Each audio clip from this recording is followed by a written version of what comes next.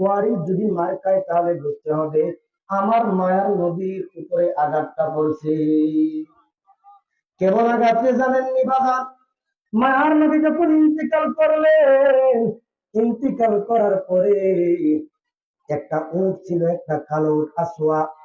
এই উটটা মায়ার নবীর যখন কথা শুনলেন যে মায়ার নবী দুনিয়াতে নাই, ইন্তিকাল করেছেন, মায়ার নবীর কথা শুনিয়া উটটা শুধু কান্নাই করতেছেন, কান্না করতেছেন। একাধারে 3 দিন পর্যন্ত কোনো কিছু কান্নায়, 3 দিন পর্যন্ত উটটা আসওয়া উট কান্নাই করতেছে। আফ্রিকার জঙ্গল থেকে আনিত কালো বেলাল, এই বেলাল মায়ার নবীর ইন্তেকালের কথা শুনিয়া বলে, বেলাল ডাক দিয়ে কইরে, এই মদিনার জমিনে আমার কণ্ঠের আজান হবে না, যেই মদিনার নবী নাই, এই মদিনায় আমি বেলাল আর আজান দিব না। সাহাবায়ে কেরাম মদিনার মানুষ আইসা বলেন, বেলাল রে, নবী নাই কি হয়েছে? সাহাবায়ে কেরাম আছে, বড় বড় আবু বকর আছে, উমর আছে, রে বেলাল তুমি আজান দেও। বলে, এ আবু বকর, তুমি কি জানি, তুমি যে আমাকে উমাইয়ার ঘর থেকে খরিদ করেছিলা, কিনেছিলা, এই সময় কি তুমি আল্লাহর সন্তুষ্টির জন্য কিনছো নাকি তোমার কাজে ব্যবহৃত করার জন্য কিনছো? আবু বকর ডাক দিয়ে কইরে, বেলাল এই কথা বলিও না রে বেলাল, আমি আল্লাহর সন্তুষ্টির জন্য, তোমার ভিতরে ইমানের পাওয়ার আছে, এই জন্য আমি আবু বকর এবং মায়া নবী তোমাকে ক্রয় করেছিলাম।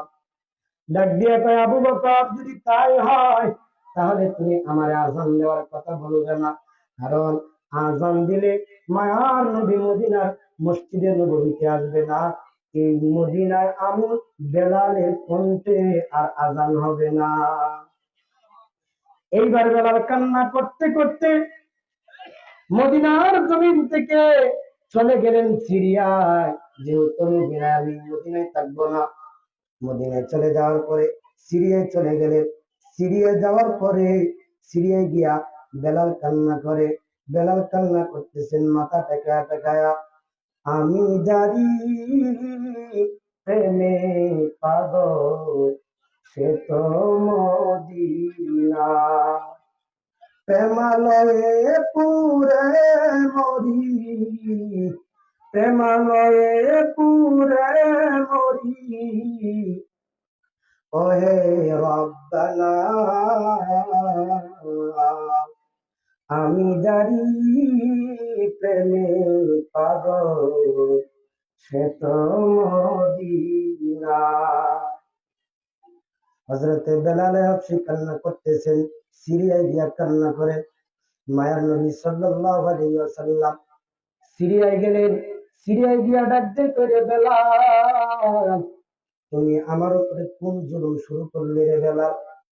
স্বপ্নে যুগে গিয়া নবী বলতেছেন, না বেলাল তুমি আমার উপরে কোন জুলুম শুরু করলা? তুমি মদিনায় যাও, মদিনায় গিয়া আযান দাও রে বেলাল, তোমার কণ্ঠে আযান দাও, মসজিদে নববীতে নামাজ নামাজ হোক, তুমি তাড়াতাড়ি মদিনায় যাও। এই কথা শোনার পরে বেলাল হাবশী রাদিয়াল্লাহু তাআলা আনহু, মায়ের নবীর কথা শোনার পরে বেলাল হাবশী এবার মদিনায় আসলেন। মদিনায় আসার পরে আযান দেয় না, নবীজির রওজার মধ্যে মাথা টেকে টেকে কান্না করে আর ডাক দিয়ে কই, ইয়া রাসূলুল্লাহ, আপনি বলছেন স্বপ্নে যদি আইসা আমি মদিনায় আসতাম, আমি মদিনায় আসছি, কিন্তু আজান দিলে তো আপনি নবী আসবেন না। মদিনার মানুষ, সকল মানুষ বোঝানোর চেষ্টা করতেছে, বেলাল হাবশী বুঝে না। মদিনার মানুষ ডাক দিয়ে কইরে, ও সাহাবায়ে কেরাম, একটা কাজ করেন, হাসান এবং হুসাইনকে দেখতে নবীর চেহারার মতন দেখা যায়, হাসান এবং হুসাইন যদি আইসা বেলালকে রিকোয়েস্ট করে তাহলে মনে হয় রাখতে পারে।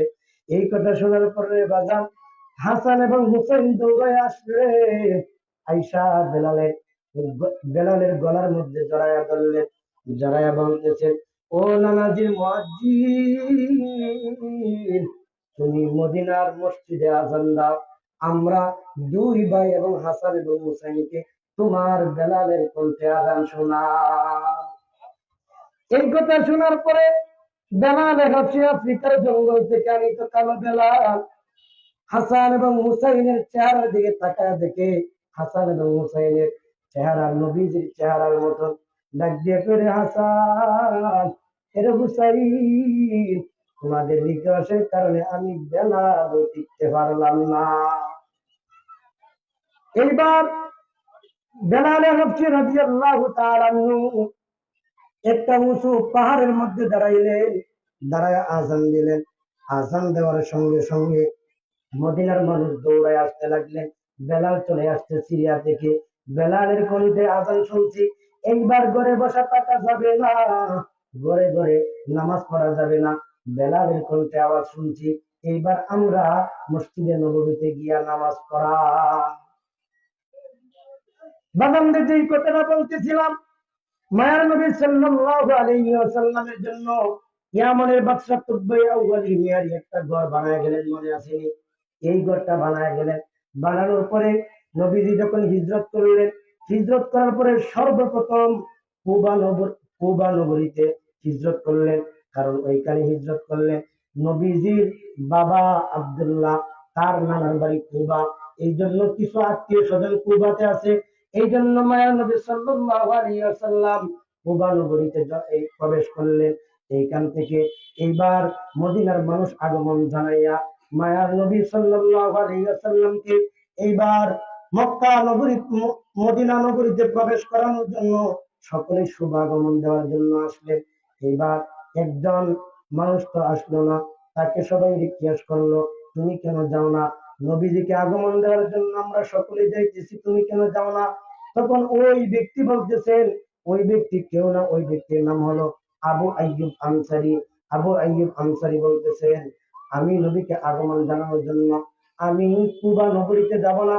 কারণ নবীজি সাল্লাল্লাহু আলাইহি ওয়াসাল্লামকে আল্লাহ পাক রব্বুল আলামিন কুদরতি ভাবে জানায় দিছে যে আবু আইয়ুব আনসারীর হাতে চিঠি এবং একটা চাবি আবু আইয়ুব আনসারীর হাতে আছে। মক্কা মদিনা নগরীতে সর্বপ্রথম প্রবেশ করিয়া আমাকে খুঁজবে নবী। আমি যদি এই ঘরের মধ্যে না থাকি, নবী তাই আমাকে খুঁজে পাবে না। এইবার নবীজি মদিনা নগরীতে প্রবেশ করলেন। প্রবেশ করার পরে আয়েশা বলে, আবু আইয়ুব আনসারী কোথায়? আবু আইয়ুব আনসারীর হাতে আমাকে দেওয়া একটা চিঠি এবং একটা চাবি আছে, এই চাবিটা আমার বড় প্রয়োজন। আবু আইয়ুব আনসারীকে তালাশ দিলেন। তালাশ দেওয়ার পরে আবু আইয়ুব আনসারী এমনি এমন করে বের হয়ে গেলেন। বের হওয়ার পরে নবীজির হাতে চিঠি দিলেন। চিঠি দেওয়ার পরে নবীজি চিঠি খুললেন। খোলার পরে তাকায় দেখতেছেন ওইখানে লেখা বরাবর যে ইয়ামানের বাদশা তুবাই আউয়াল হিমিয়ারির হাতে লেখা চিঠি যে আমি ইয়ামানের বাদশা তুবাই আউয়াল হিমিয়ারি, আপনার জন্মের 1000 পূর্বে আমি মদিনা নগরীতে প্রবেশ করেছিলাম। আর ওইখানে প্রবেশ করে জানতে পারলাম ইনজিল কিতাবের ভিতরে আমার 400 জন আলেম পড়িয়া আমাকে শোনাইছেন যে এইখানে মক্কা নগরীতে আপনি জন্মগ্রহণ করবেন। নিজের মানুষের হাতে রক্তাক্ত হইয়া মক্কা নগরী ছেড়ে মদিনায় হিজরত করবেন। হিজরত করার পরে আপনার কোনো ঘর থাকবে না, আপনার কোনো আত্মীয় স্বজন থাকবে না, আপনার কোনো কিছু থাকবে না। সর্বপ্রথম আমার বানানোর উপরে আপনি প্রবেশ করবেন। শুধু তাই না রে বাজান, আরেকটা কথা বলে গেলেন যে মায়ার নবী, আপনাকে আমি না দেখিয়া না কোনো কিছুই যাচাই বাছাই করিয়া আল্লাহ পাক রব্বুল আলামিনের কারিশমায় আমি আপনার উপরে 1000 পূর্বে ঈমান আনছি। এরপরে মায়া নবী চোখের পানি ফালাইয়া কান্দে, রে ইয়ামানের বাদশা তুবাই আউয়াল রে, আমার উপরে ঈমান আনছো, আমাকে দেখতে পারলাম না। বাজান রে, আমরাও তো নবীকে না দেখে ঈমান আনছি, ঠিক কিনা?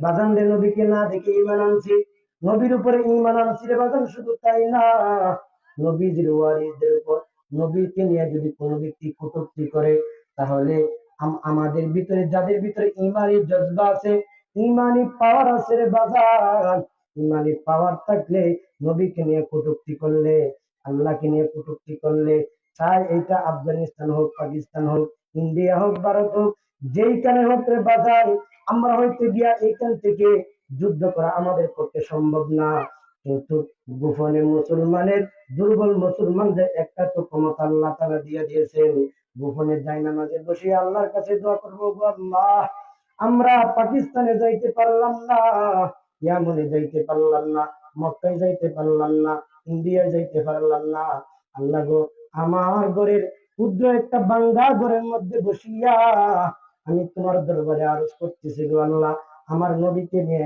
এক ব্যক্তি কটূক্তি করলো, তোমাকে নিয়ে এক ব্যক্তি গালি দিল, ওগো আল্লাহ, তুমি তো সব কিছুর ক্ষমতার মালিক, তুমি তো সব কিছু করতে পারো, ওগো আল্লাহ, তুমি কুদরতি ভাবে হেদায়েতের উপযুক্ত যদি থাকে হেদায়েত দেন, আর যদি হেদায়েতের উপযুক্ত না থাকেন আল্লাহ তুমি কুদরতি ভাবে তাদেরকে ধ্বংস করে দেন।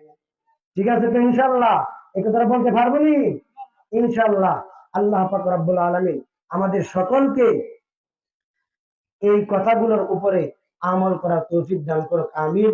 এবং আমার পাশে বসা আমার ভাগ্নি জামাই এবং হলুদ ভাই এবং কুকন ভাই, রিপন ভাইয়ের মেয়ের জামাই, আলহামদুলিল্লাহ, উনি কিশোরগঞ্জ মাদ্রাসায় চাকরি করে, হাফেজ মাওলানা কারি হাবিবুল্লাহ মাহমুদ। উনি আপনাদের সম্মুখে দুই একটা কথা বলবেন, ধৈর্যের সাথে